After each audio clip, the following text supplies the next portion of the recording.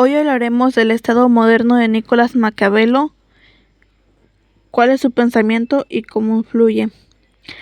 Maquiavelo entró a la política activa en 1498 tras la ejecución del fraile, ocupando el cargo de secretario de la Segunda Cancillería de Florencia.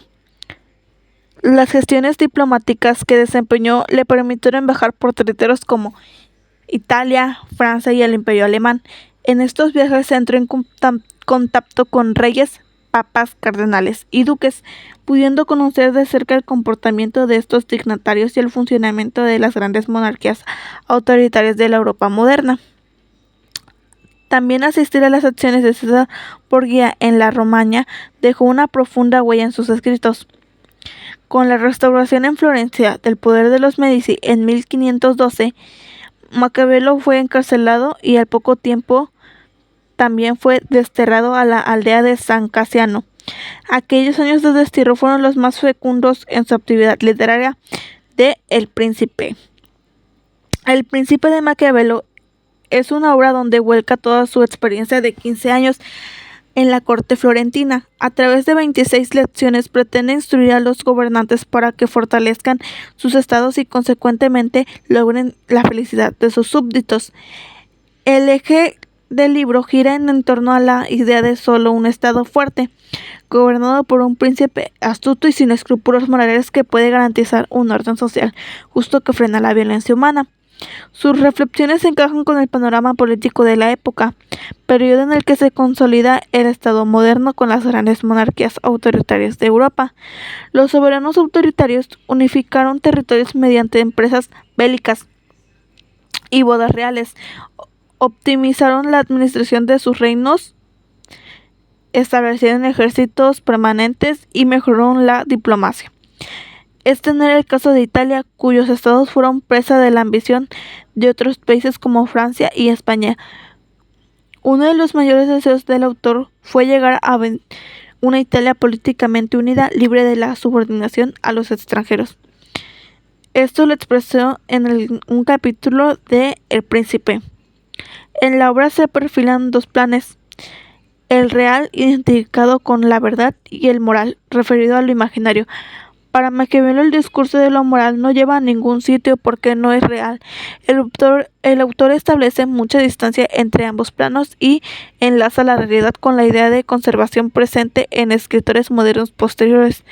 Todos conocemos la famosa frase: el fin justifica los medios, de este autor. Si analizamos la frase, podemos concluir que no importan las formas que emplees en política, siempre que consigas tus objetivos. Sin embargo, Maquiavelo insiste en la diferencia entre ser un príncipe temido y un príncipe odiado, puesto que en el primer caso gana seguridad y fortaleza para conservar el Estado, y en el segundo corres el riesgo de que tus súbditos entren en rebeldía y no tendrás salvación en los momentos de peligro. En este sentido, recomienda a los príncipes que deleguen las tareas odiosas y ejecuten ellos mismos las agradables. El concepto del servicio humano de Maquiavelo está en toda su obra, demuestra ser un ser profundo, conocedor del ser humano. Plantea este tema retomando a Aristóteles, esencialmente en su concepción central como animal político y partiendo de la existencia de una naturaleza humana dualista. El concepto del ser humano es clave en su pensamiento, ya que determina las condiciones que prevalecen sobre la realidad a la que subyacen todas las relaciones de poder. Los hombres pasan por la vida, pero la naturaleza humana permanece inalterable en la historia. Por eso la causa del retorno periódico de los mismos acontecimientos. De igual forma, la historia conduce al estudio e identificación de los medios o procedimientos que nos hayan llevado a soluciones en circunstancias que el secretario reconoce como recurrentes.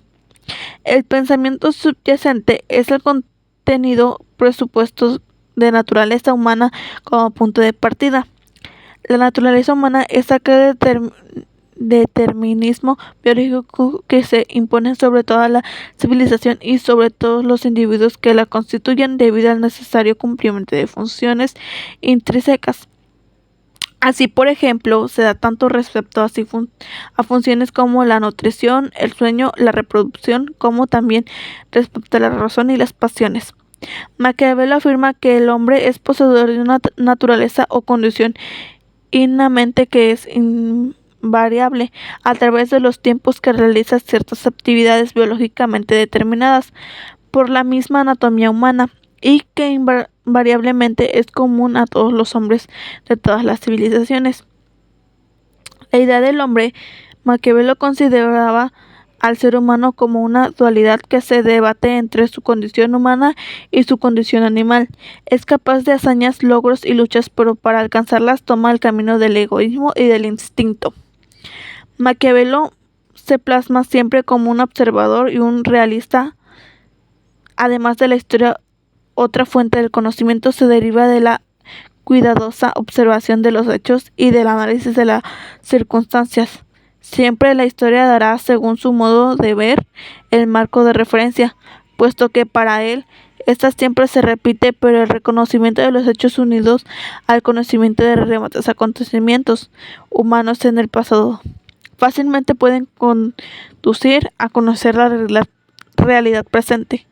Habla además de las limitaciones, pero lo importante respecto a ellas es desconocerlas para que aun cuando restringen el ámbito de la acción humana, la voluntad pueda superarlas. Eso es todo por hoy. Gracias.